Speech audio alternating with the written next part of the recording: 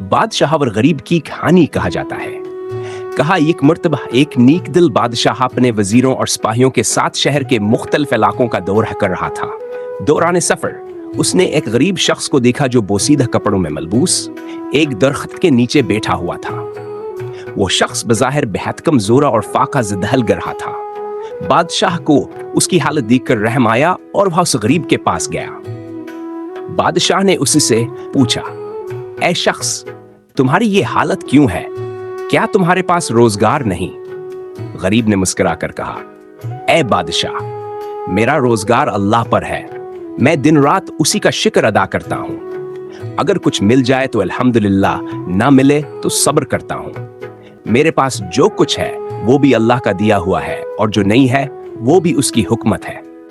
बादशाह उसके सब्र और कनाअत से बहुत मुतासिर हुआ और पूछा, क्या मैं तुम्हारी कुछ मदद कर सकता हूं? तुम्हें दौलत, जमीन या कोई और सहूलत दे सकता हूं? गरीब ने जवाब दिया, ए बादशाह, अगर आप वाकई मेरी मदद करना चाहते हैं तो मुझे दो चीजें दीजिए।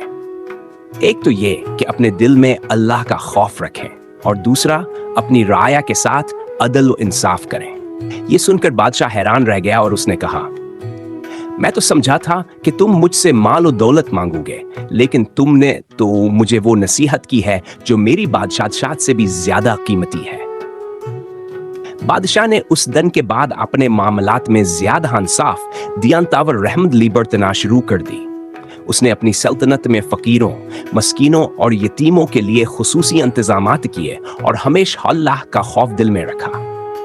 ये कहानी हमें सिखाती है कि असल दौलत मालूजर नहीं, बल्कि अल्लाह केरा, सब्रा और कनाअत है। एक बादशाह हुआ एक गरीब, दोनों के लिए कामयाबी कार अल्लाह पर ईमाना और इंसाफ पर मबनी जिंदगी गुजारने में है।